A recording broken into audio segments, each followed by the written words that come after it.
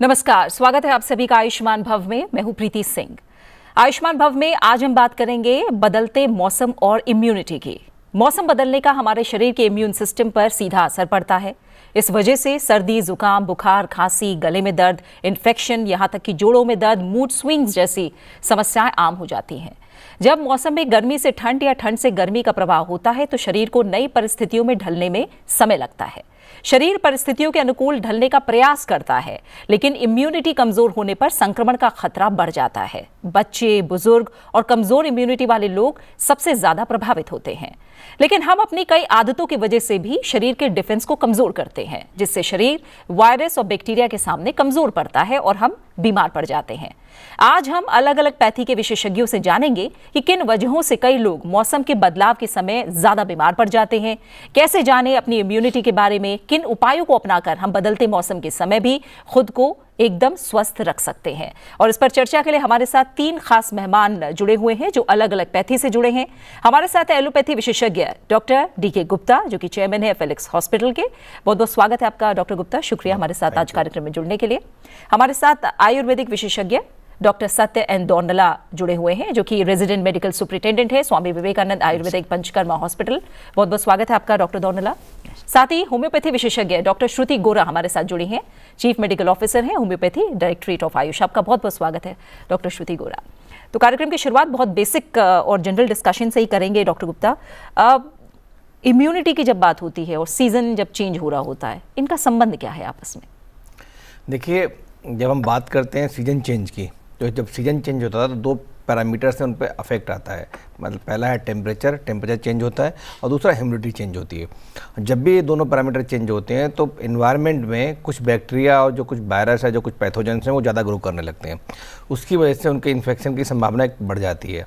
उसकी वजह से जो हमारी, अगर किसी व्यक्ति की उस समय इम्यूनिटी कम है किसी वजह से, तो भी वो उनको इन्फेक्शन हो जाएगा और समटाइम्स को कभी कभी कॉम्प्लिकेशंस और बीमारियाँ भी हो सकती हैं और डेथ भी हो सकती है।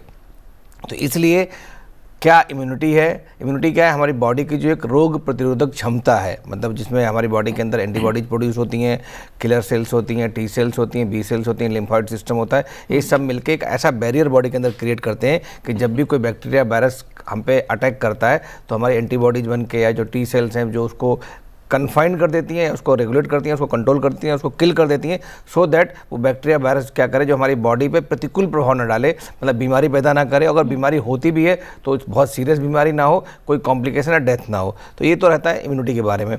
जो टेम्परेचर जो चेंज होता है, डेफिनेटली जब भी टेम्परेचर चेंज हो, कम ज़्यादा होगा। जैसे सर्दियों में क्या होता है कि जब भी टेम्परेचर चेंज होता है तो बहुत सारे लोग इंडोर एक्टिविटीज़ करने लगते हैं। जब हम लोग इंडोर एक्टिविटीज़ करते हैं तो 2 चीज़ें नहीं मिलती हैं। एक तो विटामिन डी नहीं मिलता, विटामिन डी भी डायरेक्टली लिंक्ड है इम्यूनिटी से। अगर आपका विटामिन डी कम होगा, इस समय अगर हम बात करेंगे भारतवर्ष की, तो भारतवर्ष में जब भी विटामिन डी टेस्ट कराएंगे जनरल पॉपुलेशन का, तो हर दूसरे व्यक्ति का विटामिन डी इसमें कम मिलता है। तो कहीं ना कहीं ये भी डायरेक्टली आपका इम्पैक्ट करता है विटामिन डी जो इम्यूनिटी कम करने में।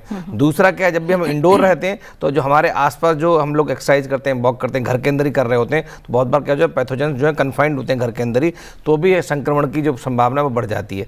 तो इसलिए जब भी वेदर चेंज होता है तो दिक्कतें आती हैं। जब सर्दियों की बात करें, गर्मियों में क्या होता है, जब बहुत सारे पॉलन ग्रेन्स हैं, बहुत सारे नए मोल्ड्स हैं, एलर्जेंस हैं जो बढ़ जाते हैं, उसकी वजह से भी हमें इन्फेक्शन उनकी वजह से बढ़ जाते हैं। उनका जब अटैक होता है तो हमारी बॉडी के अंदर हाइपर सेंसिटिव रिएक्शंस होती हैं। अगर आपकी इम्यूनिटी अच्छी नहीं है तो भी आपको दिक्कत हो सकती है। तो दोनों वेदर्स में इम्यूनिटी का रोल है, चाहे वो सर्दियाँ हों या गर्मियाँ हों। ठीक है, और हम विस्तार से आगे समझेंगे।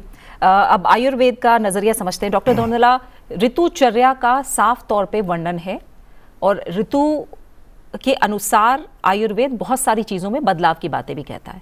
लेकिन पहले मुझे आप भी थोड़ा बेसिक समझाइए, आयुर्वेद क्या कहता है? ऋतु बदलने पर क्यों कुछ लोग जल्दी बीमार पड़ते हैं? तो आपने बड़े अच्छे पॉइंट रेज किया, ऋतुचर्या। तो जैसा दुनिया के अदर कंट्री से कंपेयर करेंगे, India is only country where हम 6 सीजन्स के एंजॉय करते हैं। अदर वेस्टर्न कंट्रीज में जाएंगे, they use to have the 4 seasons, but India में we have 6 seasons. And it is very clearly mentioned Ayurveda, there is an ऋतु संधि काल। अच्छा, जैसे समझ लो अभी जो करंट मोरलेस हम वी आर इन द ऋतु संधि, दैट इज सीजनल ट्रांसिशन, ये ज़रूरी है। जैसे समझ लो अभी तक हमने बिल्कुल, अब देखो हमने इंडोर्स में बैठे हैं, ठंड लग रही, जैसा बाहर निकलते ही बिल्कुल गर्मी। तो ये बॉडी सडन ट्रांसिशन जो है बॉडी में, it do not cope up. तब वो कहीं ना कहीं हमारा बॉडी का जो सिस्टम जो होती है, तो whether it has to react to the indoor environment, whether it has to react to as per the outdoor environment. ये ट्रांसिशन देख के हमारा खाने पीने में भी, हमारा कपड़े पहनने के में भी ये उसमें चेंजेस लाना ज़रूरी है। तो हर सीज़न के, जैसे 6 सीज़न बोला, अभी जो हम करंट शिशिर ऋतु से हम we are moving into the वसंत ऋतु। वसंत ऋतु में जहाँ स्प्रिंग सीज़न कहते हैं, जैसे सारे पत्ते गिरने लगते हैं, अब इस जंक्शन पीरियड में है हम। इस जंक्शन पीरियड में जैसे ठंड और गर्मी ये जो है ये देख के बैलेंस, जैसे समझ लो पूरा गर्मी आए ने लोग दबा के दही खाने लग गए, उल्टा कह रहे हैं मुझे जुकाम हो रहे नाक हो रहे, यार ये तो अपने हाथ का है, तो इट्स अ मैनमेड मिस्टेक। तो ये आपको ये कॉन्शियस होके ही आपको खाने पीने में, आपको लाइफस्टाइल में थोड़ा चेंजेस लाना है। रिगार्डिंग द इम्यूनिटी, बड़े अच्छे 2 चीज़ होते हैं। फर्स्ट पॉइंट ये होता है इम्यूनिटी हमें मिलता कहाँ से, सेकंड पॉइंट ऐसे इम्यूनिटी होने से हमें फ़ायदा क्या होगा। बड़े शास्त्रों में बड़े बल 3 प्रकार के आयुर्वेद में बोला है, सहज कालज युक्त कृत। अब हमने मॉडर्न वर्ड भी देखेंगे immunity, IIM unity, this unity of 3 factors, IMM, I means inherent, जो सहज बल हमारे पेरेंट्स से भी आ गया होगा, जैसे भी जो नेचुरल जो आती है that is inherent quality, inherent हमें मिलता है। Second one is meteorological seasons, जो खाल से है, जैसे समझ लो हमें शिशिर ऋतु में ठंड में बड़े अच्छे से बढ़िया सा खाते हैं, थोड़ा इसमें ज़्यादा बीमार नहीं होते मैक्सिमम लोग, तो that is an material season के हिसाब से हमें एक नेचुरल बॉडी में एक ताकत मिलती है। थर्ड वन इज यूर खाने पीने से, meal, we call it as meal and other, खाने पीने आपके कैसे है, सीजन के हिसाब से खा रहे हो, ताकत चीज़ खा रहे हो, बैलेंस डाइट खा रहे हो। These are 3 factors which actually unity of these 3 factors contributes to your immunity. इससे फ़ायदा क्या होगा आपको, एक होती है आपको व्याधि आने से रोकती है, दूसरा मान लो आ भी गए उससे व्याधि उत्पादक प्रतिबंधक होता है, मतलब आपको वो व्याधि से लड़ने की भी ताकत भी मिलती है। There are 2 benefits of having a balanced, sufficient immunity with respect to the season, with respect to the individual. तो ये जो अप एंड डाउन सीजन, ये जो सीजनल ट्रांजिशन होती है बॉडी में, इम्यूनिटी के अप एंड डाउन चलती है, तो उसी सीजन में कहते हैं उस तरह का आपने खाने पीने में थोड़ा सा लेके गए, ऐसा नहीं दबा के खाए, बैलेंस्ड में लिमिटेड क्वांटिटी, हिताहारम मिताहारम, this is a fundamental principle. ठीक है डॉक्टर श्रुति गौड़ा, क्या ऐसा है कि कुछ सर्टेन ग्रुप्स ज़्यादा बीमार पड़ते हैं मौसम बदलने पर?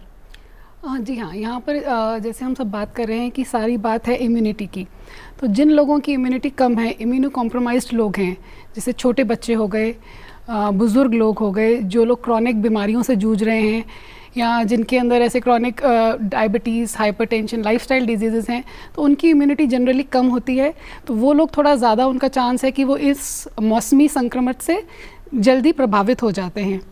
बच्चों में खासकर देखा गया है, क्योंकि बच्चे अभी ग्रो कर रहे हैं, उन्होंने अभी उनकी इम्यूनिटी पूरी डेवलप नहीं हुई है। इम्यूनिटी कैसे मतलब आती है, एक तो हमारे पास बर्थ से है इम्यूनिटी, जो हमारी नेचुरल इम्यूनिटी है, जो प्रकृति ने हमें प्रदान करी है, माँ बाप के थ्रू जेनेटिकली आ रही है, हमारे जो डिफेंस मैकेनिज़्म हमारे को प्रकृति ने प्रोवाइड किए हैं, जैसे हमारा skin, mucosa, white blood cells जो एक इन्फेक्शन को लड़ते हैं, और दूसरी इम्यूनिटी थ्रू आउट लाइफ हम गेन करते हैं जब हमारे को इन्फेक्शंस, वायरसेस या बैक्टीरिया अटैक करेंगे, हमारी बॉडी उनसे फाइट करेगी, तो हमारी इम्यूनिटी बढ़ेगी। तो बच्चे सबसे ज़्यादा चांस होता है कि वो ऐसे मौसम में उनको जल्दी से सर्दी ज़ुकाम बुखार होने का ज़्यादा टेंडेंसी रहती है। पर ऐसा नहीं है कि अगर बच्चे को साल में 2-3 बारी सर्दी ज़ुकाम हो रहा है तो हम कहें कि ये ठीक नहीं है। ये ठीक है, क्योंकि हमारी बॉडी रिएक्ट कर रही है, बदलाव आया है, किसी भी तरीके का बदलाव होगा हमारी बॉडी उसको रिएक्ट करेगी, और वो एक नॉर्मल फिनोमेना भी है। अगर एक बाहर से वायरस ने हमारी बॉडी को अटैक किया है, हमारी बॉडी ने कुछ सिम्टम्स प्रोड्यूस करे हैं, इन्फ्लेमेशन आई, वाइट ब्लड सेल्स गए हैं बॉडी फाइट करने के लिए, तो थोड़ा स्वेलिंग भी आएगी, फीवर भी होगा, रनिंग नोज़ भी होगा, वो एकदम नॉर्मल चीज़ है।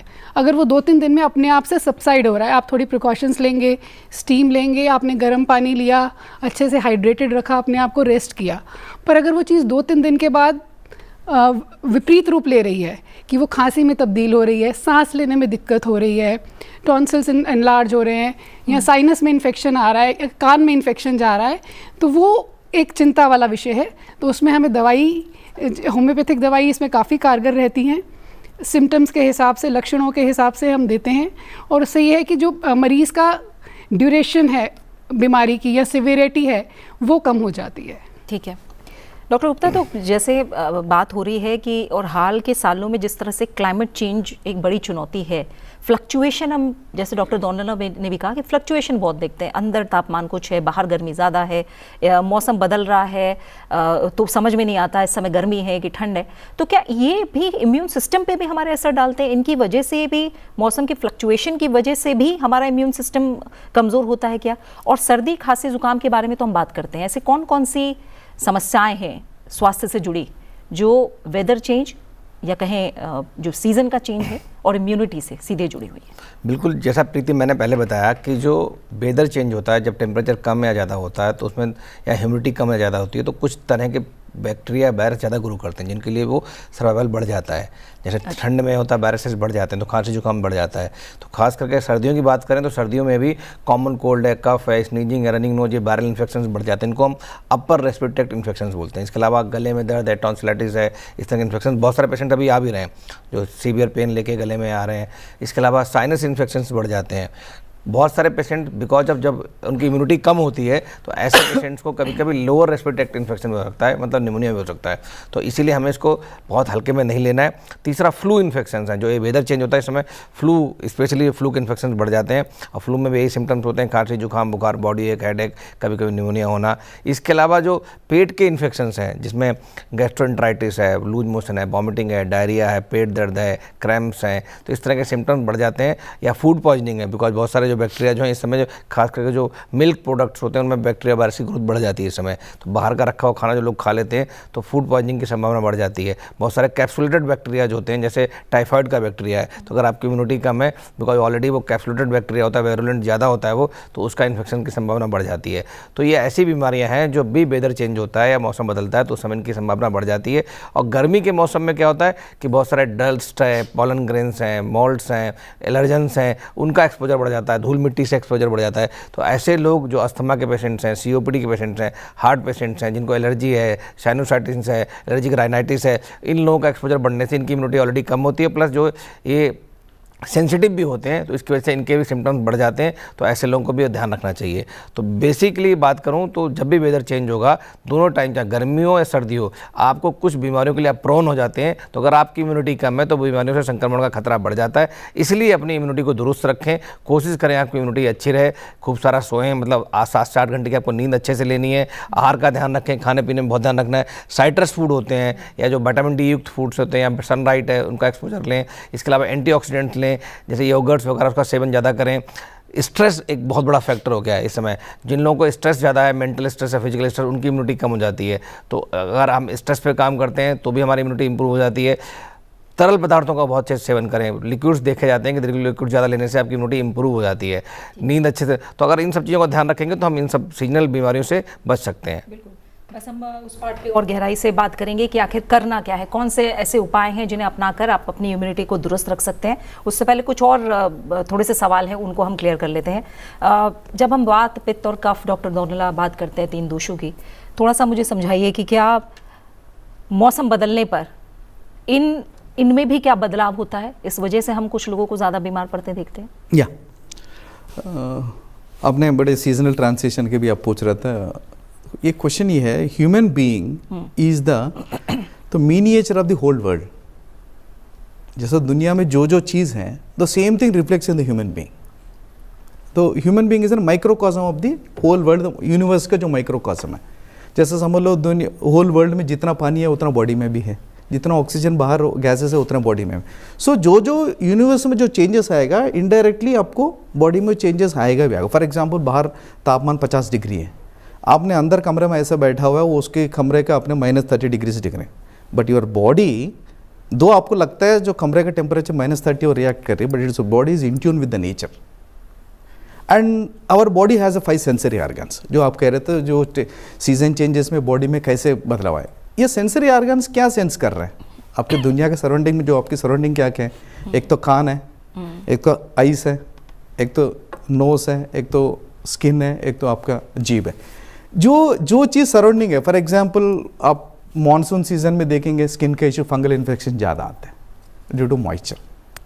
तो जैसे हर सीजन में फॉर एग्जांपल जो भी चीज़ होगा, हमने नासाई शिरोद्वारम बोलते हैं, बॉडी के जो भी एंट्री पॉइंट है इधर योर नोस और योर माउथ, जो भी सीजनल जो भी ट्रांजिशन होगा, ठंड भी पता चलेगा। जैसे आपको तुरंत हम ठंड में क्या करते हैं, आपके कान कवर करके रखते हैं, because they are the actually specific sites of vata. And when it coming to the Panchamahabhuta, which the universe is make of 5 primordial elements Panchamahabhuta, these 5 primordial elements in tune एक एक दूसरा बन के, तो permutation and combination बन के दे 3 doshas बनते हैं। These are the biodynamic forces which runs the human body, that is Vata and Pitta and Kapha. And in this, the upper part of the body, that is chest region, is being controlled by your specifically Kapha, and in between your umbilicus and your chest region is being controlled by Pitta, and below the umbilicus is Vata. तो anything जो body के भी जैसे जैसे season changes होते रहेंगे वैसे वैसे ही हर इंडिविजुअल में, हर प्रकृति में, हर इंडिविजुअल में यू हैव ऑल वाता पित्त एंड कफा। इसके जो रेशियो है इट वेरी करते हैं according to the season, particularly जैसे इस सीजनल ट्रांजिशन में होती है। And the human body is that, जैसा हम कह रहे हैं अंदर में आ गए तो ठंड के हो गए तो डोमिनेंस ऑफ वाता हो सकता है, बाहर जाते होती है वो ठंड कम हो जाती है, फिर वो जो इम्बैलेंस बन जाते हैं दोषों का, वो imbalance for an transition period makes your immunity system under confusion, that leads to the exposure to the infection, immediate catch up of the infection. बिल्कुल, कुछ सवाल भी हमारे पास मेल के जरिए आए हुए हैं, उन्हें भी हम शामिल करते हैं। पहला सवाल हम ले रहे हैं, कामिनी शर्मा ने उत्तर प्रदेश से हम तक ये सवाल भेजा है। कामिनी कह रही हैं कि मेरी उम्र, डॉक्टर श्रुति गोरा मैं चाहूँगी आप सवाल का जवाब दें। कामिनी कह रही है मेरी उम्र 40 साल है और मौसम बदलने पर मेरा पेट ठीक नहीं रहता है, कब्ज जैसी दिक्कत बढ़ जाती है, कई दिनों तक ये समस्या रहती है, मैं तला भुना और बाहर का भी नहीं खाती हूँ। हाँ, देखिए अब यहाँ पर हम इम्यूनिटी की बात कर रहे हैं, तो यहाँ पर एक और बहुत अहम चीज़ है जिसको समझना ज़रूरी है। इम्यूनिटी पर हमारी इम्यूनिटी कंट्रोल कौन कर रहा है? जो हमारे गट है, गट मीन्स इंटेस्टाइन्स, जो हमारी आंतें हैं, 70 to 80% इम्यूनिटी हमारी बॉडी की वहाँ से कंट्रोल हो रही है। अब इनका जो सवाल है कि इनको पेट ख़राब हो जाता है मौसम चेंज होने पर, वो हमने बात कर ली कि जब मौसम चेंज हो रहा है हमारी बॉडी ऑलरेडी स्ट्रेस में है, हमारी बॉडी कोप अप कर रही है। तो इस मौसम में जब हमारी बॉडी ऑलरेडी कोप अप कर रही है तो इसमें बहुत ज़रूरी है कि हम अपना गट हेल्थ का बहुत ज़्यादा ध्यान रखें, क्योंकि कुछ लोगों में ऐसा देखा जाता है कि इम्यूनिटी के लिए बहुत डाइट लाइफस्टाइल ज़रूरी है, पर एक चीज़ यहाँ पर अहम ये भी है कि जो लोग बहुत ज़्यादा ओवर द काउंटर मेडिसिन्स लेते हैं, बुखार हुआ और एंटीबायोटिक ले लिया, तो उससे क्या हो रहा है कि जो हमारा गट का हेल्दी बैक्टीरिया है ना, वो भी डिस्ट्रॉय हो रहा है, और वो एक बहुत अहम रीज़न है लो इम्यूनिटी करने के लिए। जो हमारा 70 to 80% इम्यूनिटी जो बी सेल्स और टी सेल्स प्रोवाइड कर रहे हैं वो हमारे गट की लाइनिंग में है, और जो प्रकृति ने जो हमारे नेचुरल हेल्दी बैक्टीरिया हैं वो आपस में एक दूसरे के साथ एक सिम्बियोटिक या जैसे एक दूसरे को समर्थन करते हैं उस रिलेशनशिप में। तो अगर ये ज़्यादा एंटीबायोटिक्स लेते हैं या इनका कुछ पेट की समस्या है तो इनको इसके लिए एक तो अपना डाइट का थोड़ा ध्यान देना पड़ेगा। अगर कॉन्स्टिपेशन है तो कई बार ये होता है कि थोड़ा अपनी डाइट में फाइबर रिच पदार्थ ज़्यादा लाएं। थोड़ा सा अगर आजकल गेहूं को छोड़कर अगर मिलेट्स की बात करें, अभी जैसे ये सर्दी का मौसम था, इसमें गेहूं को ना लेकर किसी दिन ज्वार की रोटी, किसी दिन बाजरा की रोटी, किसी दिन मक्के की रोटी खाएं, तो ये वैसे भी ये वाले अनाज अनुकूल रहते हैं कि हम सर्दियों में खाएं। साथ ही हरी सब्जियां, फ्रूट्स का सेवन करें, विटामिन सी और विटामिन डी। थोड़ा सा सर्दियों के मौसम में ये भी ज़रूरी रहता है कि हम विटामिन डी का सप्लीमेंट ले लें, क्योंकि हम ज़्यादातर अंदर रहते हैं तो विटामिन डी का इनटेक हमारी बॉडी में कम रहता है, जिसकी वजह से भी हमारी इम्यूनिटी कॉम्प्रोमाइज़ हो जाती है। पानी ज़्यादा पिए, बाहर का तला भुना नहीं खाएंगे, कह रही हैं खाती भी नहीं है, पर थोड़ा सा तब्दीलियाँ, जैसे अनाज का मैंने बताया, अनाज चेंज करके देखें, गेहूँ की जगह मिलेट्स पर आ जाएं, हरी सब्जियां ज़्यादा लें, पानी ज़्यादा पिएं, और अगर ज़्यादा मेडिकेशन कोई ले रहे हैं तो उसके बारे में एक बार अपने डॉक्टर से कंसल्ट करें, कोई ऐसी मेडिकेशन तो नहीं है जिसकी वजह से इनका पेट पे वो एडवर्स इफेक्ट डाल रही हो। ठीक है डॉक्टर गुप्ता, जैसे कुछ सप्लीमेंट्स की बात की है, विटामिन डी और सी की डॉक्टर गोरा ने, मैं प्रिवेंशन के लिए मैं चाहूँगी कई वैक्सीन्स हैं या फिर हाइजीन का भी अपना रोल है, कुछ सप्लीमेंट्स हैं, ये कितना प्रिवेंट कर सकते हैं? देखिए बहुत अच्छा क्वेश्चन है Preeti ji. Prevention is better than cure, हम सब मानते हैं, और आजकल खासकर जो बच्चे हैं, बुजुर्ग हैं, एडल्ट हैं, उनके लिए बहुत सारी वैक्सीन्स आ गई हैं। इतनी अच्छी वैक्सीन हैं जिससे आप लगवा के आप इम्यूनिटी डेवलप कर सकते हैं अंदर बॉडी के अंदर। एक्टिव इम्यूनिटी जैसे नेचुरल इम्यूनिटी हो तो सेम उसी तरह की इम्यूनिटी डेवलप कर सकते हैं और उससे बच सकते हैं। जैसे फ्लू का वैक्सीन है, हर साल अगर आप लगवाते हैं सीजन चेंज होने से पहले, मतलब ये मार्च अप्रैल में अगर लगवाते हैं तो आपको फ्लू के चांसेस बहुत कम हो जाते हैं, उसके जो कॉम्प्लिकेशंस होते हैं वो भी कम हो जाते हैं। इसके अलावा बच्चों को जो बात करें खास करके, तो बच्चों को 0 से लेकर 5 ईयर्स तक मैक्सिमम वैक्सीन लग जाती हैं, जिसमें बर्थ जब होती है तब ट्यूबरकुलोसिस का वैक्सीन है, ओरल पोलियो है, हेपेटाइटिस बी है। जब 6, 10, 14 वीक की बात करें उसमें DPT है, डिप्थीरिया, पर्टूसिस, टेटनस है, हिब है जो निमोनिया के लिए होता है। इसके अलावा हेपेटाइटिस बी है, oral polio, rota virus vaccine है जो डायरिया के लिए होती है, इसकी डोज लगती हैं। प्लस 9 मंथ में मीजल्स है, MMR है, और इसके अलावा टाइफाइड का वैक्सीन आजकल लगने लग गया है। 6 महीने पे 7 महीने पे हम फ्लू की शॉट बच्चों को दे देते हैं। 12 से 15 के महीने पे हेपेटाइटिस A है, DPT की बूस्टर है जो अभी 6, 10 और 14 वीक्स पे लगवाई थी।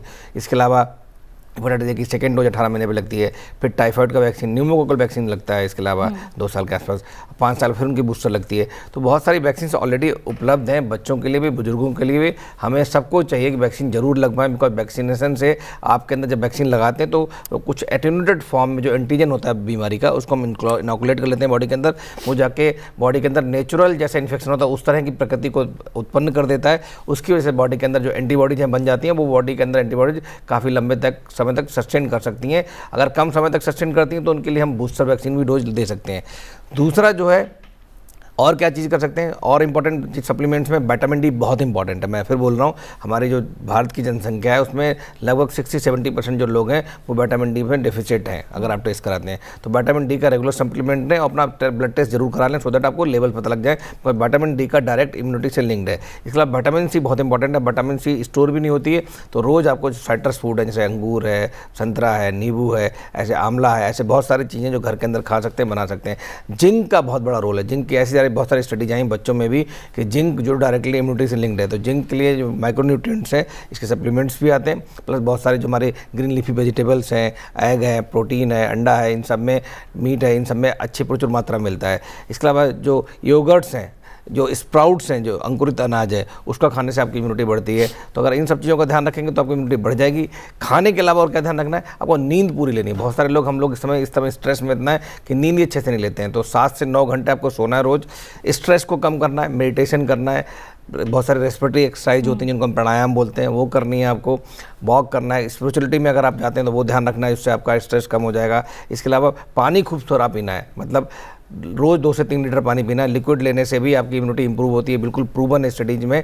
एक चीज़ और बताऊंगा, लोग एक्सरसाइज नहीं कर रहे हैं। हम सब लोगों की जो आधी जो लाइफस्टाइल प्रॉब्लम्स हैं, डायबिटीज़ है, हाइपरटेंशन है, अस्थमा है, या किडनी प्रॉब्लम्स हैं, या ओवरवेट, ओबेसिटी जिसका प्रधानमंत्री ने अभी जिक्र किया था, बिकॉज ऑफ सेडेंट्री लाइफस्टाइल है हमारा, उसकी वजह से सारी प्रॉब्लम्स हैं। अगर आप डेली 30 से 40 मिनट एक्सरसाइज करते हैं, चाहे वॉक करें, रन करें, जिम करें, या कोई भी एक कार्डियक एक्सरसाइज करें, तो उससे आपकी इम्यूनिटी भी इंप्रूव होती है। प्लस लाइफस्टाइल डिजीज हैं, डायबिटीज़ का इंसिडेंस कम हो जाएगा, हाइपरटेंशन कम हो जाएगी, कार्डियक प्रॉब्लम्स कम हो जाएंगी, मोटापा कम होगा, कैंसर कम हो जाएगा, उससे भी इम्यूनिटी भी कम होगी। प्लस जो इन बीमारियों से भी इम्यूनिटी और कम हो जाती है वो भी कम हो जाएगी, प्लस इन बीमारियों के कॉम्प्लिकेशंस भी कम हो जाएंगे। तो अगर इन सब चीज़ों का हम ध्यान रखेंगे तो डेफिनेटली हम अपनी इम्यूनिटी को इंप्रूव कर सकते हैं, और जितनी जो बीमारियाँ हैं या जितनी भी लाइफस्टाइल डिजीजेज हैं उनसे हम कॉप अप कर सकते हैं। बिल्कुल। डॉक्टर दोनला, प्रिवेंशन के तौर पर भी और रेमेडी के तौर पर भी जो सीजनल डाइट्स हैं, दोनों आप सभी लोग कह रहे हैं कि किस तरह से पौष्टिक आहार जो है वो इम्यूनिटी बढ़ाने में मदद करता है। सीजनल डाइट और हर्बल रेमेडीज़ ये कितना काम करती हैं मौसम बदलाव में? और कहा जाता है ना, जो मौसमी फल और मौसमी सब्जियां हैं वही कहीं ना कहीं सबसे ज़्यादा ताकत से भरी भंडार है कहीं ना कहीं इम्यूनिटी के लिए, तो उसका कितना अहम रोल है? सो वो तो है ही है, बट जैसा मैंने एक फंडामेंटल रूल बोला, हिताहारम मिताहारम। तो ऐसा नहीं ये अच्छा है इसका मतलब ये नहीं है यही खाते रहेंगे। तो time also matters, quantity also matters. तो कोई कह रहे हैं फल खाने के लिए रात को 12 बजे खा रहे हैं, तो वहाँ खाए ना खाए कोई फ़र्क नहीं होता। उससे बताया वो 12 बजे ना खाए तो अच्छा है, आपके इम्यूनिटी और बूस्टअप होंगे। जो अनटाइमली जो ले रहे हो वो इट्स नॉट एडवाइजेबल। एंड जो prevention is better than cure, शास्त्र में बड़े हैं, स्वास्थ्य से स्वास्थ्य रक्षण। आयुर्वेद का जो परमोद्देश्य, the primary objective of learning and studying propagating Ayurveda is स्वास्थ्य से। जो स्वास्थ्य के जो स्वस्थ होती है उसको पहले आपको प्रिजर्व करना है, प्रोटेक्ट करना है। देन बीमारी के बाद में, इट्स नॉट दैट जो 100 लोग हैं 100 के 100 तो बीमार तो नहीं है, 10-20 हैं, बट 80 लोगों का जब स्वास्थ्य है उसको हम प्रोटेक्ट करेंगे तो naturally it will spread it. जब 80 लोग बीमार हो तो the focus will be given A disease.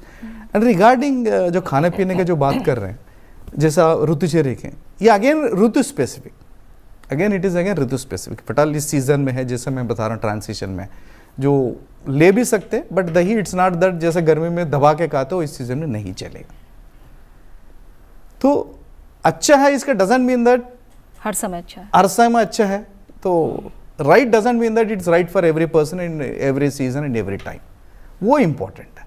And but एक ही चीज़ है, कुछ भी खा लो, चलो कभी कभी हम चीटिंग भी कर लिए, बाहर भी खा लिया, बस फंडामेंटल रूल हिताहारम हिताहार, अच्छा भी हो बुरा हो लिमिटेड ले लीजिए, ठीक है। बॉडी अपने आप को कर ले, बॉडी में ऐसे चीज़ है, बॉडी अपने आप को, बॉडी का ऐसी फिजियोलॉजी बना हुआ है वो अपने आप को कर लेते, ठीक कर लेते। जैसा एक I used to love to call this an healthy. Healthy doesn't mean that आपको बीमार नहीं हो पाएंगे यार, तो इसका मतलब हम पत्थर बन गए, body is not reacting. Healthy means that time means self, heal means body has, as long as the body has its own healing capacity, you are healthy. It doesn't mean आपको सर्दी नहीं होंगे, बुखार नहीं होंगे, वो होने ही इसका मतलब हम जिंदा है, कुछ भी नहीं हो रहा इसका मतलब वी आर नॉट अलाइव। सो ठीक है, but in the time maximum कहते हैं ना सर्दी जुकाम 1 हफ्ते में ठीक हो गए तो fine. So as long as that you are healthy and your immunity is fit, तो इट्स रिएक्ट भी कर रही है and immediately it's again taking an action on the जो भी बैक्टीरिया एंड वायरसेस। अब एक और सवाल हम शामिल करेंगे और उसके साथ ही मैं चाहूँगी डॉक्टर श्रुति गोरा आप थोड़ा बताएं, क्या होम्योपैथी जब हम ट्रीटमेंट या प्रिवेंशन के तौर पर बात करते हैं तो उसका कितना अहम रोल होता है होम्योपैथी का? हाँ देखिए, ट्रीटमेंट और प्रिवेंशन दोनों में ही बहुत ज़्यादा अहम रोल है, क्योंकि जो होम्योपैथिक मेडिसिन है ये हमारी कोई मटेरियल डोज नहीं है कि वो जाकर किसी बैक्टीरिया या वायरस से लड़ने वाली है। ये हमारी बॉडी की जो सेल्फ हीलिंग कैपेसिटी है उसी को बढ़ाती है, या जिसको हम इम्यूनिटी कहते हैं उसी को बढ़ाती है, कि हमारी बॉडी खुद ही जो भी बैक्टीरिया वायरस है जो भी पैथोजन आ रहा है उससे फाइट अपने आप कर ले। तो होम्योपैथिक मेडिसिन्स प्रिवेंशन के तौर पर भी होती हैं, और जैसे ट्रीटमेंट के टाइम पर भी जैसे मैंने बताया कि अगर हम किसी को वैसे तो देखिए, जैसे अभी डॉक्टर साहब ने भी बताया, मैंने भी पहले बोला कि अगर किसी को सर्दी ज़ुकाम सीज़न चेंज होने पर हो रहा है और वो अपने आप 3-4 दिन में ठीक हो रहा है विद फ्यू प्रिकॉशंस, कि उसने हाइड्रेशन रखा, स्टीम लिया, रेस्ट किया, तो उसमें किसी भी मेडिसिन की ज़रूरत नहीं है, ना एलोपैथिक ना होम्योपैथिक। हमारी बॉडी को अपने आप हील करने देना चाहिए। बट अगर सिम्टम्स एडवर्स हो रहे हैं तो ज़रूरी है कि मेडिसिन ली जाए, और होम्योपैथिक मेडिसिन्स इसमें काफ़ी ज़्यादा कारगर रहती हैं। हमारे पास बहुत सी मेडिसिन्स हैं। अभी मौसम का ट्रांजिशन, किसी को सर्दी लगने से हो गई, किसी को पसीना आया, वो एकदम ठंड में चला गया, उसकी वजह से उसको सिम्टम्स आ गए तो अलग मेडिसिन होगी, या किसी को बहुत ज़्यादा वीकनेस आ रही है, किसी को बहुत ज़्यादा बॉडी पेन है, तो तमाम लक्षण हैं जो बॉडी प्रोड्यूस करती है, उसके हिसाब से डिफरेंट मेडिसिन हम देते हैं। और डेफिनेटली मेडिसिन लेने से काफ़ी ये हो जाता है कि कोर्स डिजीज़ का कम हो जाता है, उसकी सिवियरिटी, ड्यूरेशन, और जो आपका फ्यूचर, आप फर्दर जो आपका कि आप दोबारा उससे संक्रमित हो सके, वो वाला टेंडेंसी भी काफ़ी हद तक कम हो जाती है। और साथ ही साथ अगर हम बाकी सारी चीज़ों का ध्यान रखते हैं, क्योंकि इसमें एक बहुत अहम भूमिका है जो हम आजकल इम्यूनिटी के लिए, हम डाइट तो बहुत अच्छी ले रहे हैं, फैंसी डाइट्स भी सब लोग ले रहे हैं, पर एक जो बेसिक चीज़ है एडिक्वेट स्लीप और एक्सरसाइज, उसको हम कहीं ना कहीं भूल जाते हैं, क्योंकि हमारी जो बॉडी के अंदर self repairing, self healing properties हैं, वो लिवर जो हमारा बॉडी का सबसे बड़ा ऑर्गन है, वो उसको काम रीजनरेट करने के लिए नींद चाहिए। जब हमारा डाइजेशन भी एकदम स्टॉप हो जाए, हम लोग अगर 8 बजे तक खाना खा लेते हैं और 11 बजे सोने जा रहे हैं तो हमारा खाना डाइजेस्ट हो चुका है, हमारी बॉडी एक हीलिंग मोड में आ रही है, रिपेयर मोड में आ रही है। लोग आजकल क्या है, लेट नाइट्स आ रहे हैं, 11 बजे खाना खाया, 12 बजे खाना खाया, लेट सोए, जल्दी उठे, तो हमारी बॉडी को रिपेयर होने का टाइम ही नहीं मिल पा रहा है। तो ये थोड़ी थोड़ी चीज़ें हैं, इनको अगर हम ध्यान दें, और जैसा हम लोगों के पहले भी अगर हम देखते हैं कि जो हमारे एंसेस्टर्स थे, जो हमेशा वो यही कहते थे, टाइम से जल्दी सोना, जल्दी उठना, सीजनल फ्रूट्स खाना। आजकल अवेलेबिलिटी हर चीज़ की है मार्केट में, हमें सर्दियों में आम भी मिलेगा और गर्मियों में सेब भी मिलेगा, पर वो हमारी बॉडी के लिए नहीं बना है। जिस तरह से प्रकृति ने चीज़ों को बनाया है, हम उसी तरह से सेवन करें, जो मौसमी फल हैं वही खाएं। और आजकल एक ट्रेंड ये हो गया कि हम इम्पोर्टेड आहार, इम्पोर्टेड फ्रूट्स हो गए, इम्पोर्टेड ग्रेन्स हो गए, उसके लिए हम बहुत ज़्यादा पैसा भी खर्च करते हैं, बट वो डेफिनेटली ज़रूरी नहीं है कि वो हमारी बॉडी में उतना ही जाकर हमारे को बेनिफिट दे रहे हैं, क्योंकि उनके अंदर वो बाहर से इंपोर्ट अगर आए हैं, उनके अंदर क्या प्रिजर्वेटिव्स हैं, क्या केमिकल्स हैं, हमें नहीं पता, किस सीज़न में ग्रो हुए हुए हैं। फल और सब्ज़ी हमेशा ताज़ी ही खानी चाहिए और मौसम के हिसाब से ही खाना चाहिए हमें। बिल्कुल। डॉक्टर गुप्ता, मैं 2 सवाल हैं उन्हें शामिल कर रही हूँ, मैं चाहूँगी उनका जवाब आप दें। एक सवाल है श्वेता सिंह ने पूछा है बिहार से। ये कह रही है कि मुझे पिछले करीब 20 साल से मौसम बदलने पर, खासकर सर्दी आने पर सूखी खांसी होती है, ये एलर्जिक कफ मुझे लगता है और मैं इससे बहुत ज़्यादा परेशान हो जाती हूँ। खांसी 1 महीने से लेकर 2 महीने तक रहती है। क्या मुझे जीवन भर इससे जूझना होगा? इसका मौसम बदलने से क्या कोई संबंध है? इसका उपाय क्या हो सकता है? देखिए, इनकी जो कंप्लेंट है उसका मतलब जो पता लग रहा है कि हर महीने 2 महीने तक परसिस्ट कर रहा है, कफ कर रहा है, और जब भी वेदर चेंज होता है तब ऐसा होता है। तो मोस्ट प्रॉब्ली हो सकता है इनको अस्थमा, या जिसको हम एक्यूट अस्थमा बोलते हैं, उस तरह की समस्या हो, और जब भी वेदर चेंज होता है तो एसओएस इनको प्रॉब्लम्स आ जाती हैं। तो इनको क्या करना चाहिए, किसी रेस्पिरेटरी फिजिशियन को दिखाना चाहिए, पहले अपना टेस्ट कराने चाहिए रूल आउट करने के लिए कि एलर्जी तो है क्या नहीं है। अगर कुछ भी नहीं निकलता टेस्ट में तो इट मीन्स ये सीजनल चेंज की वजह से इनको जो अस्थमा की प्रॉब्लम वो है, वो हो सकता है लाइफ लॉन्ग रहे। एलोपैथी में क्या रहता है, इसका कंट्रोल रहता है, क्योर नहीं है। मे बी होम्योपैथी में लोग कहते हैं क्योर है इस तरह का, बट हम लोग कहते हैं कि इस तरह के केसेस में जब बहुत मतलब कॉमन नहीं है सिम्टम्स, मतलब सीजनल चेंज पे सिर्फ हो रहे हैं, तो उसमें हम लोग ब्रोंकोडायलेटर्स कुछ दवाइयाँ होती हैं जिसमें हम लोग इनहेलर्स हैं या दवाइयाँ हैं, सिरप्स हैं, वो एसओएस देते हैं कि जब ज़रूरत हो तब देनी है, उसके बाद अटैक खत्म हो जाएगा तब उसको बंद कर सकते हैं। साथ में प्रिवेंशन के लिए क्या ध्यान रखना, कुछ चीज़ें हो सकता है इनको एलर्जी हो, जैसे कुछ खाने से हो सकती है, धूल से, मिट्टी से, डस्ट से, स्मोक से, या कुछ और घर में डिओड्रेंट होते हैं। तो जिस चीज़ से इनको एलर्जी है उसको अवॉइड करें, उससे भी कम हो जाएंगे एपिसोड्स। और फ्लू शॉट लगवाएं। फ्लू शॉट से भी इस तरह के जो रिकरेंट जो चेंजेस वेदर होता है उस समय जो इन्फेक्शंस होते हैं, जो वायरल इन्फेक्शंस होते हैं, वो भी इस तरह की सिम्टम्स को प्रेसिपिटेट करते हैं। तो अगर फ्लू शॉट लगवाएंगे तो भी आपको कम हो जाएंगे। अगर आपको निमोनिया का शॉट नहीं लगा तो एक निमोकोकल वैक्सीन आता है, वो लगवा सकते हैं, उससे लाइफ लॉन्ग में आपको निमोनिया की संभावना कम हो जाएगी। तो प्रिवेंशन कर सकते हैं, कंट्रोल कर सकते हैं। क्योर करना मुश्किल है, बट क्योर जब भी हो सकता है जब कोई आपको एलर्जन पता लग जाए कि ऐसे आपको स्पेसिफिक इसी दवाई से या इसी चीज़ से एलर्जी है, उसको अगर आप अवॉइड करेंगे तो आप डेफिनेटली क्योर भी हो सकता है। यानी किसी अच्छे डॉक्टर को सबसे पहले दिखाएं और कारण पता करें कि ये किस वजह से हो रहा है। बिल्कुल। एक और सवाल है, मैं उसे भी शामिल करती हूँ। ये सवाल सानवी महेश्वरी का, और कहीं ना कहीं आप लोग बार बार स्लीप की, स्ट्रेस की, रेस्ट की बात कर रहे हैं। सानवी महेश्वरी का राजस्थान से सवाल है और ये कह रही हैं कि मैं 40 साल की हूँ, मैंने महसूस किया है कि मौसम में जब बदलाव हो रहा होता है डॉक्टर गुप्ता, तो मैं बहुत उदास रहने लगती हूँ, कुछ भी करने का मन नहीं होता, बहुत डिप्रेस्ड फील करती हूँ, क्या करूँ?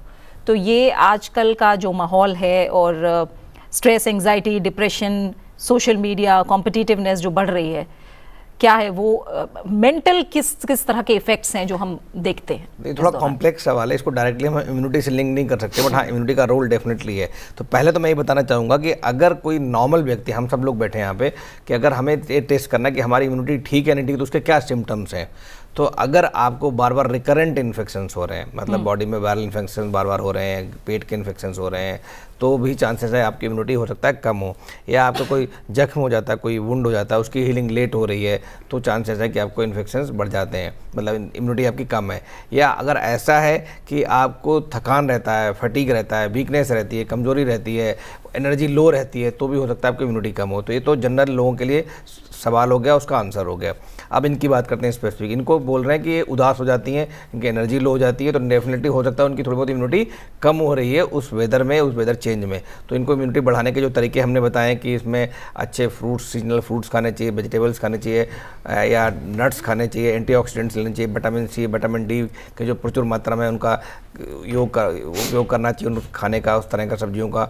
इसके अलावा आपको नींद अच्छी लेनी है। जो दूसरा इनका इशू लग रहा है, हो सकता है कि दिस इज समथिंग कि इनका प्रोफेशन कैसा है, इनका मेंटल स्ट्रेस हो सकता है। बिकॉज अब मेंटल स्ट्रेस इस तरह के सिम्टम्स आ सकते हैं कि जब आप डिप्रेशन में जा रहे हैं, लोनलीनेस में जा रहे हैं, एनर्जी लो कर रहे हैं, फील कर रहे हैं, तो आपको अच्छे एक साइकोलॉजिस्ट और साइकेट्रिस्ट को दिखाना चाहिए, अपने सिम्टम्स को रिव्यू कराना चाहिए। अगर बेसिक चीज़ें हैं, सिर्फ बिहेवियरल चेंजेस से ठीक हो सकती हैं, जिसमें दवाइयों की आवश्यकता नहीं होती। और बहुत बार ऐसा ही होता है कि आपको सोशल मीडिया से दूर रहना है, फैमिली में, रिलेशनशिप में कोई स्ट्रेस है उसको ठीक करना है, अपना जो ध्यान है वो थोड़ा चेंज करना है, मेडिटेशन करना है, योगा करना है, एक्सरसाइज करने, डाइट अच्छी लेनी है, नींद का पैटर्न ठीक करना है, और जो स्ट्रेस है जिसकी वजह से उसको रिमूव करना, चाहे वो प्रोफेशनल स्ट्रेस हो या पर्सनल स्ट्रेस हो, तो भी सिम्टम्स कम हो जाते हैं।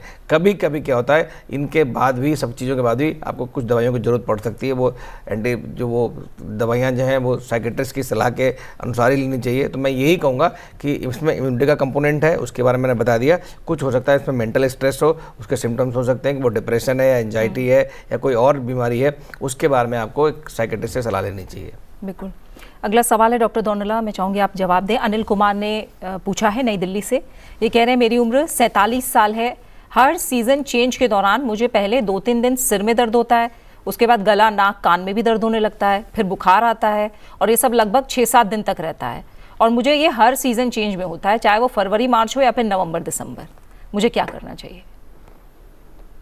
सिर में दर्द है, नाक, कान, गले में दर्द है, बुखार भी है, और इन्हें पता है कि ये नवंबर, दिसंबर और मार्च के दौरान होना है।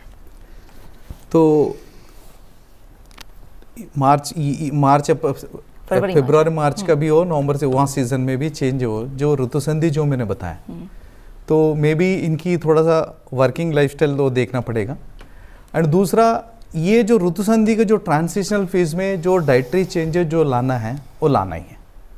एंड सीजनल ट्रांजिशन में, गर्मी के सीजन में वो नहीं पता चलेगा, बट जो सिरदर्द से शुरू होने के मतलब जो भी is been expose to the cold temperature variation, जैसे समझ लो कोल्ड एंड गर्मी में हो सकते हैं इनके जो वर्किंग एनवायरनमेंट है, मतलब एसी, क्लोज्ड एसी एनवायरनमेंट में वर्क कर रहा होगा, and may be is travelling in the hot environment, वो जो वेरिएशन आएगा, एंड इमीडिएटली हमारा हेड ही यूजुअली ओपन रहता है, मोर और लेस बॉडी का तो विल कवर, हेड कवर नहीं होती, वो वेरिएशन के लिए होती है, इसलिए वो जो हेड एक से शुरू हो रही है, there is a possibility. And regarding her complaint जो भी लगता है हमें रेस्पिरेटरी कंप्लेंट है, जैसे शुरू में जो किसी को कोई कह रहा है मुझे ड्राई कफ आ रहा है, बट ऑलवेज प्रेजेंटेशन लगता है हमें रेस्पिरेटरी कंप्लेंट जैसा, हो सकता है वो ज़रूरी नहीं वो वही रेस्पिरेटरी के रिलेटेड हो, जीए ट्रैक्ट से भी लिंक होता है। फॉर एग्जाम्पल किसी को क्रॉनिक ईसोफेजाइटिस है, एसिड रिफ्लेक्स है, तो नेचुरली जब एसिड के रिफ्लेक्स आएंगे गले में थोड़ा ड्राइनेस हो जाता है, उसको लगता है गले में खराश, वो is trying to cough, but actually it's not a truly in a cough complaint. तो यूजुअली आयुर्वेद में जब भी ट्रीटमेंट करते हैं, रेस्पिरेटरी कंप्लेंट के साथ साथ हम पेट का भी ट्रीटमेंट करते हैं, वो जरूरी भी है, बोथ आर इंटरलिंक्ड। तो जो जीए ट्रैक्ट का रेस्पिरेटरी का एक मैकेनिज्म है, फंक्शनल लिंकेजेस है, जब तक वो चेन ब्रेक नहीं करेंगे वो आपको सिम्टम इधर से उधर जंप करेंगे, इधर से उधर जंप करेंगे। तो कोई कहता है रेस्पिरेटरी होते, सीजनल ट्रांजिशन होता है, रेस्पिरेटरी होता है, कॉन्स्टिपेशन हो रहा है, उसका क्या लिंक है? तो एंड उस केस में हमने वो गिवन है बबल सॉफ्टनर्स देते हैं, सो दैट एक्चुअली प्राणस्य च विलोमत्वम, जो प्राणवात होती है जो रेस्पिरेटरी सिस्टम का, that is it gets reversed, उससे आपको सारे ये प्रॉब्लम्स होते हैं। तो उसको अनुलोमन करने के लिए वो गिवन बबल रेगुलेटर्स। तो वहाँ उनके केस में सिंपल है, वो जो ट्रांजिशन हो रही है जो खाने पीने का, तो थोड़ा सा सडन ट्रांजिशन ना करें, जब गर्मी आ गए लोग चाला हो गए फ्रिज का पानी पीने लग गए, ऐसा भी तो ना हो ना। तो एंड हेड इज बीइंग ऐसे, सिर एक ही ऐसी है उसमें हम कोई कवर ही नहीं करते, बॉडी में मोरलेस ऊपर से नीचे तक शू पहनते, कुछ सारा कवर्ड है, बट वो नहीं है, तो इसलिए वो थोड़ा सा कवर करें, अदरवाइज वो it's not an big deal. ठीक है। डॉक्टर श्रुति, रोहन कुमार ने सवाल पूछा है नोएडा से। ये कह रहे हैं मेरी उम्र 50 साल है, हर मौसम बदलने पर मेरी त्वचा इतनी सूख जाती है कि उसमें से परतें निकलने लगती हैं, मुझे शरीर में गर्मी यानी हरारत जैसी महसूस होती है, लेकिन बुखार मुझे नहीं आता है, मेरे सभी जोड़ों में दर्द होने लगता है, मैं बिस्तर से नहीं उठ पाता कई बार, मुझे क्या करना चाहिए? हाँ, देखिए जैसे अब ठंड आ रही है तो एक नॉर्मल सी बात है, कोल्ड ड्राई विंड चल रही है तो बॉडी में हमारी ड्राइनेस आ गई। अगर हम नॉर्मल ह्यूमन बींग्स की भी बात करें तो हमारी भी स्किन सर्दियों में ड्राई हो जाती है, तो सीज़न के अनुकूल हमें थोड़े से मेजर्स तो लेने की वैसे ही ज़रूरत है। नहाने के बाद ये थोड़ा मॉइस्चराइज़र या कोकोनट ऑयल जो भी अप्लाई करते हैं वो करें, और बाकी जो बॉडी एक बता रहे हैं या हरारत सी फील होती है, तो वही बॉडी अडेप्ट नहीं कर पा रही है, तो बॉडी को थोड़ा सा इनको अपना सपोर्ट देना पड़ेगा, क्योंकि फीवर नहीं है, बॉडी अंदर से इनको सिग्नल दे रही है कि बॉडी स्ट्रेस में है। तो बॉडी को ही काम करने के लिए जैसे हमने पहले उपाय बताए उन्हीं पे थोड़ा सा ध्यान रखते हुए अपने आप को कवर करना है, क्योंकि इस टाइम पर कोल्ड ड्राई विंड चल रही है, तो हमारी जो सूखी हवा होती है वो एक तो हमारी स्किन को ड्राई कर रही है, हमारे म्यूकस मेम्ब्रेन्स को ड्राई कर रही है। तो म्यूकस मेम्ब्रेन्स ड्राई हो रहे हैं तो जैसे हमारा जो सबसे फर्स्ट लाइन ऑफ डिफेंस तो हमारा नोज़ है, नाक के जो हमारी नोज़ में म्यूकोसा है वहीं पर वो जर्म्स को, एलर्जेंस को ट्रैप कर लेता है। तो ड्राई हो रहे हैं तो एलर्जेंस भी हमारे इजीली रेस्पिरेटरी ट्रैक्ट में जा रहे हैं। तो उसके लिए ज़रूरी है कि आप ये नियमित तौर से दिन में 2 बारी स्टीम लें।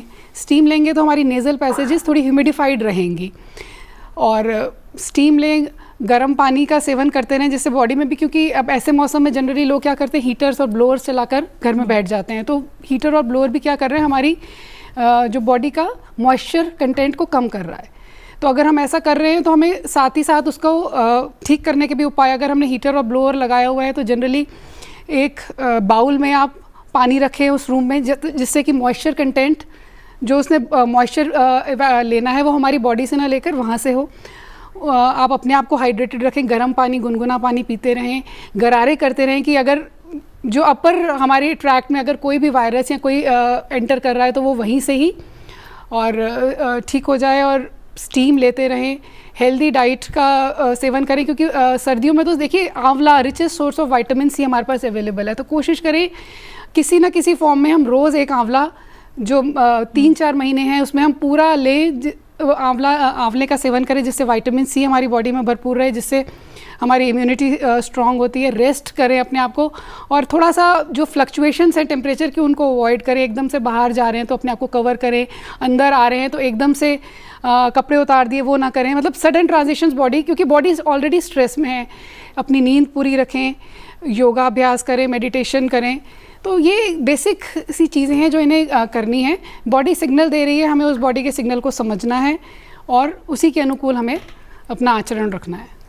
तो डॉक्टर गुप्ता, क्या आप मानते हैं कि आज के दौर में ये थोड़ा और चैलेंजिंग होता जा रहा है, या लोग समझ रहे हैं, इतना अवेयर हैं कि हमें अपनी इम्यूनिटी को कैसे ठीक रखना है? और एक सवाल और है कि क्या आपको लगता है कि जो तीनों पैथी हैं उन्हें अगर हम एक इंटीग्रेटेड अप्रोच के साथ अपनाएं तो बड़ा प्रभाव देख सकते हैं? बिल्कुल, जो पहली बात कर रहे हैं, लोगों को समझ में आ गया है कि बिकॉज ऑफ जो इतना सारा हम लोग एनवायरनमेंट में चेंजेस कर रहे हैं, पॉल्यूशन बढ़ रहा है, हम लोग हाईटेक होते जा रहे हैं, फ़ोन का यूज़ बढ़ गया है, डिजिटलाइजेशन बढ़ गया है, इसकी वजह से बहुत सारे फैक्टर्स जो हमें मेंटल हेल्थ है, चाहे हमारी फिजिकल हेल्थ है, चाहे हमारी लाइफस्टाइल डिजीज़ वो बढ़ रही हैं, पैंडेमिक से आ रहा है। तो कहीं ना कहीं हम सबको बैक टू बेसिक्स जाना पड़ेगा। जब हम बात कर रहे थे ऑर्गेनिक खेती की, अब आजकल ऑर्गेनिक फूड महंगा मिल रहा है, लोग यूज़ कर रहे हैं, पहले लोग यूज़ नहीं करते, पहले खाद डालते थे। तो अगर घर में हम लोग ऑर्गेनिक फूड यूज़ करते हैं तो बहुत सारे पेस्टिसाइड और इंसेक्टिसाइड, उनसे जो हमें बीमारियां होती हैं वो कम हो जाती हैं।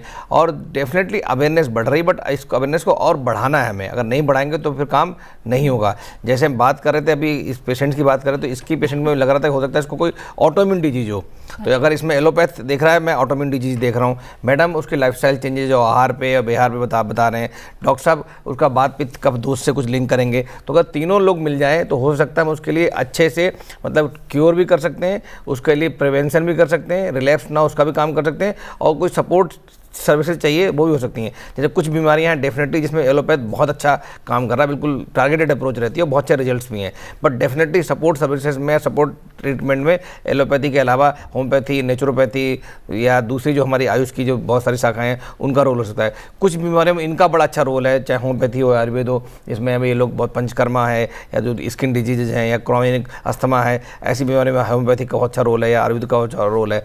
तो ये लोग अपना दे सकते हैं, हम उसमें सप्लीमेंट कर सकते हैं कि एक्यूट अटैक को कैसे रोका जा सकता है। तो इंटीग्रेटेड मेडिसिन डेफिनेटली इस समय नीड ऑफ आवर है। अगर इस पर हम काम करते हैं, सरकार काम करती है, कोई कमेटी बनाती है, एक्सपर्ट्स को बुलाती है, और जो जिसका बेस्ट हो उसको लेके इनकॉर्पोरेट करके हमें पेशेंट सेंट्रिक होना है, पेशेंट के लिए जो बेस्ट है उस पर काम करना है। बिल्कुल। और समय क्योंकि यही पूरा हो गया, डॉक्टर दोनला जाते जाते क्या आपके टिप रहेगी लोगों के लिए, व्यूअर्स के लिए? हिताहारम मिताहारम। बिल्कुल। तो इसी बात को डॉक्टर साहब फिर से दोहरा रहे हैं कि हिताहारम मिताहारम, यानी जितना भी खाएं उतना खाएं जितनी ज़रूरत है। और उन्होंने बहुत अच्छे रूल्स भी बताए हैं कि कब खाना है, कितनी मात्रा में खाना है, इसका ध्यान सबको रखना है। भले ही वो कहने में आप ये ना कहें कि वो हेल्दी फूड है, लेकिन कब खाना है, कितना खाना है, इसका ध्यान जरूर रखना है। डॉक्टर श्रुति गोरा, आप क्या कहेंगी आखिर में जाते जाते? आखिर में जाते जाते यही कहूँगी, स्टिक टू द बेसिक्स, के कोई रॉकेट साइंस नहीं है। अपना हमारा जो बेसिक लाइफस्टाइल है उसको अच्छा रखें, अच्छा खाएं, सीज़न के हिसाब से खाएं, एक्सरसाइज करें, प्रॉपर स्लीप लें और बहुत ज़्यादा ओवर द काउंटर मेडिकेशंस ना लें बिना किसी डॉक्टरी सलाह के। और काफ़ी हद तक कोशिश यही करें कि हमारी बॉडी ही डिजीज़ से काबू पा ले, अपने आप ही हमारी बॉडी की सेल्फ हीलिंग कैपेसिटी बढ़े। उसके लिए अनुकूल व्यवहार वो रखें, आचरण रखें, अपना लाइफस्टाइल अच्छा रखें। आप कुछ कहेंगे डॉक्टर गुप्ता जाते नहीं, थैंक यू सो मच। मैं तो ये कहूँगा इतना अच्छा आपने प्रोग्राम किया और मुझे लगता है इससे जो हमारे जो दर्शक हैं उनको बहुत सारा सीखने को मिलेगा। फिर वाली बात है कि इस समय लाइफस्टाइल डिजीज हैं, डायबिटीज, हाइपरटेंशन, अस्थमा या कैंसर, ओबेसिटी, ये सब बढ़ गए हैं और इसकी वजह से स्लो किलर्स हैं, इसकी वजह से बहुत सारी बीमारियाँ बढ़ रही हैं और इम्यूनिटी भी लो हो रही है। इसके लिए जो लाइफस्टाइल चेंजेस हम बार बार डिस्कस कर रहे हैं, सब लोग उन्हीं को आचरण करें, उन्हीं का अनुपालन करें, उन्हीं को अपने अंदर लाएं और आप लोग जो है रोल मॉडल हैं अपने बच्चों के लिए भी। अब चाहते हो कि आपकी अगली जनरेशन भी ठीक रहे, तो जो आप लोग काम करोगे उसी को वो लोग भी फॉलो करेंगे, तो हम अपने लिए भी करें और जो हमारी जो सेकंड जनरेशन, थर्ड जनरेशन आ रही है उनको भी अच्छा रास्ता दिखाएं।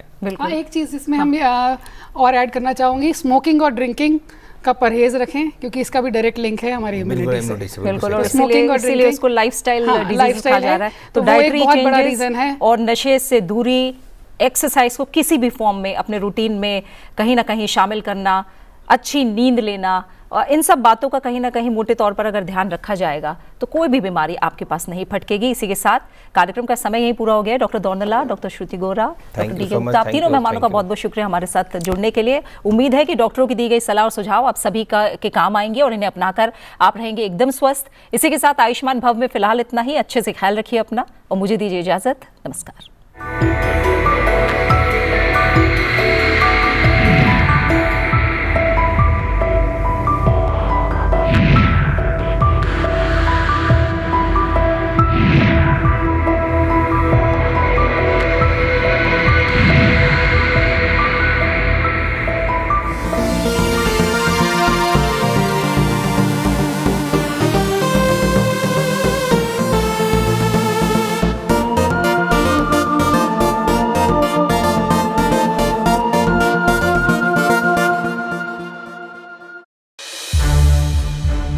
संसद टीवी के और भी प्रोग्राम्स देखने के लिए सब्सक्राइब करें हमारा YouTube चैनल और हाँ, इन्हें लाइक और शेयर करना ना भूलें।